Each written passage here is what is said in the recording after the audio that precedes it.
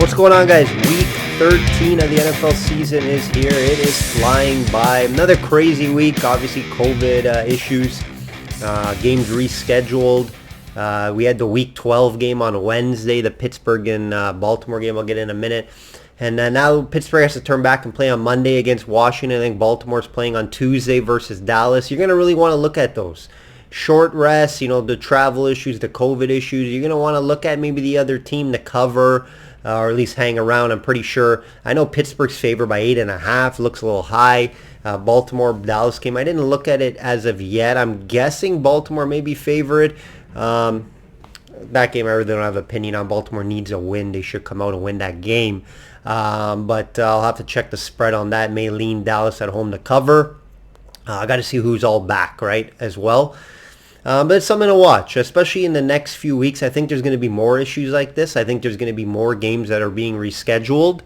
So we're going to definitely monitor that. Watch that. Watch guys who are out. We'll go into the little update here and talk a little bit about that Pittsburgh-Baltimore game, which we were a little unlucky on. 18-4 run going into the Wednesday. Really nice run right now.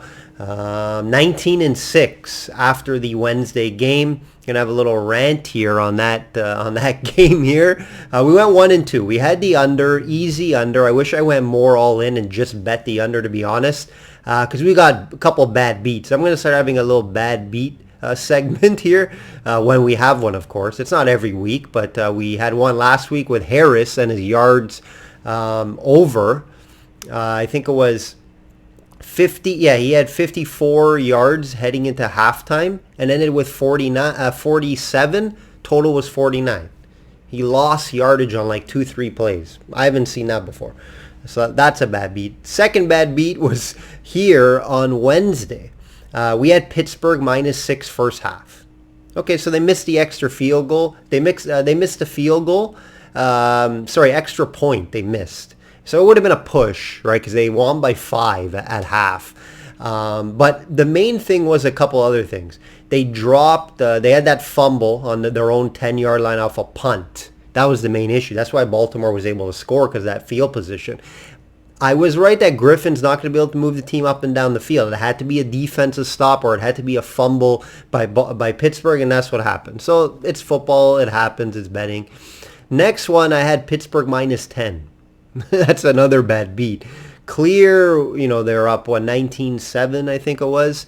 And then McSorley came in, their third stringer, threw a bomb to Brown. Brown catches it. I don't know what that defender was doing. He jumped out of bounds, missed him, and then 3 guys missed a tackle on Brown, and they're able to cover. So definitely a bad beat. But when you're on an 18-4 run, these bad beats are going to happen, guys. It's just what happens. These runs don't last forever. If you think they do, they don't. Any professional sports handicapper will tell you this. You go on nice runs, the runs do end. But you got to try to maintain at least, a good winning percentage after the runs. And that's what I'll be trying to do here. 19-6 right now. We're going to try to continue that this week. So I'll be going over, obviously, this week 3 games, giving out a teaser and an outright underdog winner, which we did hit again last week. More information, I did send out a subscriber play already, best bet of the week. More information, check out systemsportscapping.com. You can get all the information on the service. Again, I did mention it earlier, but I will mention again, 50% off month of December. Full month of December. Whenever you start, let's say you started December 5th, you get it until January 5th. You start December 20th, you get it to January 20th. So it's all month long that you get the 50% off. Check out the website. If not, I always have my YouTube videos and Twitter free plays. 8-0 free plays on Twitter in the fleets. Check out the fleet section. We're on an 8-0 run free plays in the tweet. I post on Instagram as well. I'll start posting more on Instagram. Let's start right with the big game of the week. I think this is the biggest game of the week, to be honest. Rams at Cardinals. Rams at Cardinals. Rams -3. Total 48. Total 48. Big game here in the NFC West versus It's a battle for second place right now. Looks like Murray is good to go with the shoulder issue. He did practice Thursday, so that's good news. How is he 100%? Probably not, but he will play. First meeting between these two, both coming off losses. We could see Murray struggle again in back-to-back games as he did against New England. This Rams defense is even better, guys. Last week was a bad spot for the Cardinals on the East Coast. They did have chances to win the game, but couldn't come in with timely plays on the road. Hopkins was very quiet versus Gilmore, and it won't get easier here with Ramsey, right? Which means most likely another quiet game for D-Hop. Don't go over on his yards. And when D-Hop is quiet, Cardinals offense could be quiet as well. It's not just Ramsey, this Rams defense. It's not just him. It's a solid passing game. Solid against the passing game, ranked second, only allowing 78% passer rating and 6.2 yards per attempt, which is ranked first, guys. It's due to that pass rush, right? Aaron Donald, the beast, one of the best players in the league, always getting to the quarterback. Floyd as well on the other side. They're allowing a 78 passer rating, like I mentioned. That's huge. That is huge. Cardinals will have to run in this game a lot, I think, if they have a chance to win this game. Perfect spot to look at the over in rushing yards for Murray and Drake. I really suggest that. Why? Because Donald and Floyd and everyone up front is going to pressure Murray. Murray's going to have to scramble. Look at those total yards. It's nothing too crazy. 40, 50. I think he'll get over that. So take a look at that. Drake maybe as well to get over on his rushing. But this Rams rush D isn't bad at all, ranked 7th, allowing 3.9 yards per carry. But I think if you want to attack them, that's where you attack them, especially with Murray and his struggles last week against the pass D of the Pats. I think the way to beat them is have a good rushing plan, right, going into the week. The problem, with the Rams is their inconsistency on offense, guys. That's their problem. Jared Goff continues to be up and down with more downs, to be honest, and turns the ball over way too much. 2 interceptions last week and under 200 yards passing for Goff. I think they could have won that game at the end. Nice run in the second half. We were on Rams in one of my teasers, and it did not come through. This Cardinals team, they're not too bad against the pass, ranked 12th in yards per game. Goff could struggle a little bit here, especially if Cardinals could bring pressure. They do have 28 sacks on the season, and that's the way to beat Goff, with pressure. This Cardinals team is very good in the red zone as well, ranked 5th in points allowed. So that's something to look at here. With all that being said, I think this should be a close game. I think it should be a field goal type of game. I think the line is right, -3 Rams. That's why it's a very tough game to cap from a side standpoint.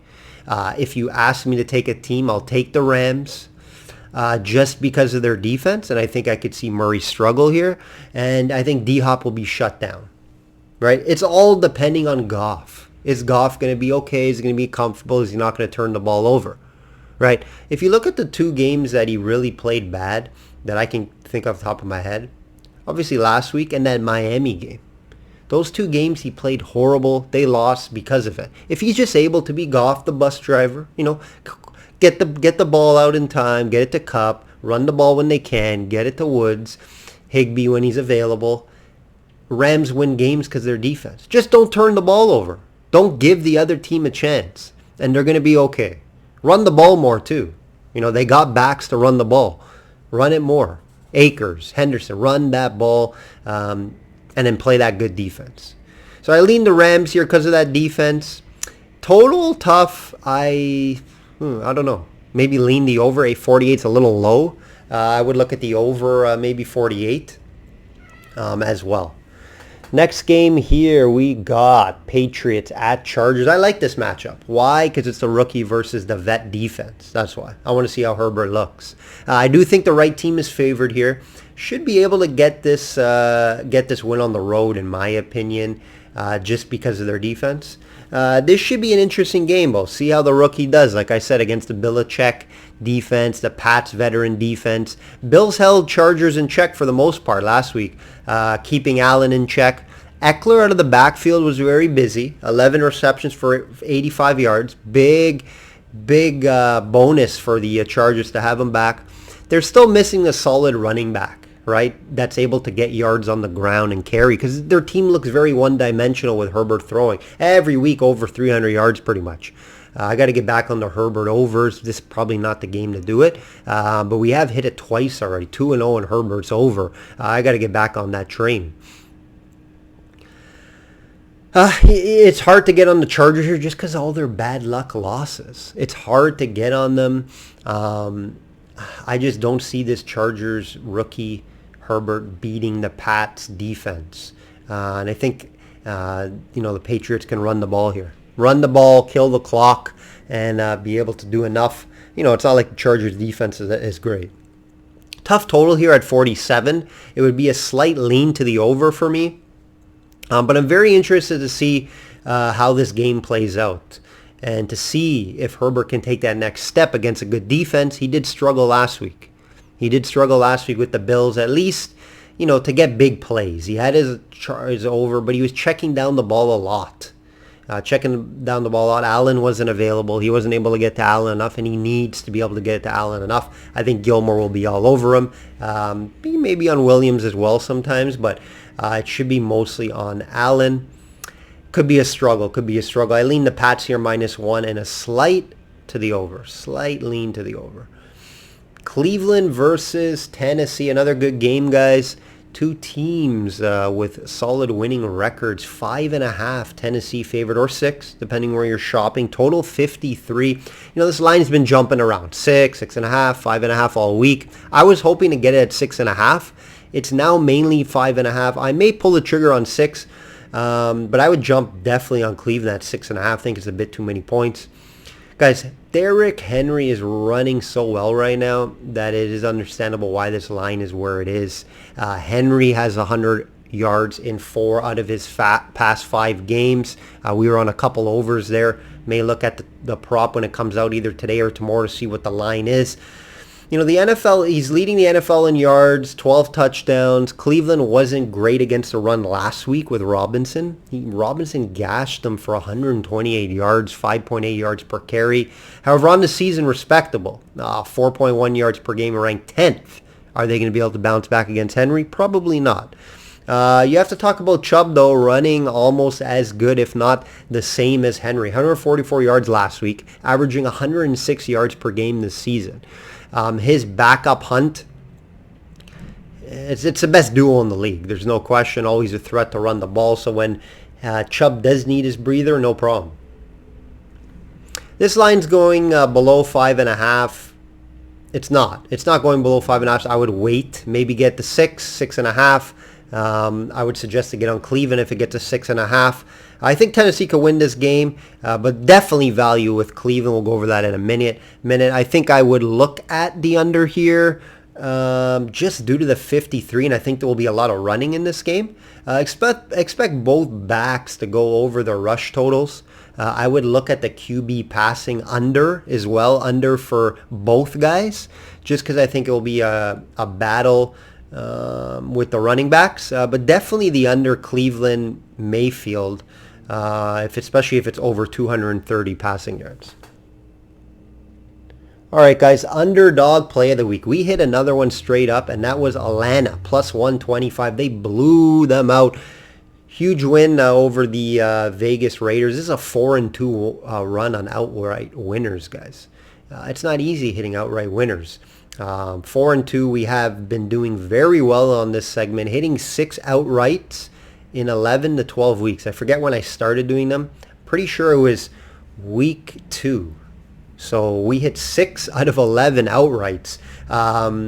Let's try to hit another one here. It's going to be a big one. It's going to be the biggest outright I put out so far, and it's going to be Cleveland plus 215, guys. They have a chance to win this game. Very good chance in my opinion, just due to the running. Mayfield's playing decent. Sign me up at plus 215. This is more of a value play. Tennessee obviously supposed to win this game, and they should win this game. It's just the value at plus 215 is too good to pass on. I usually find good value like this in MMA. Not a lot in NFL like this, and I think it's good value.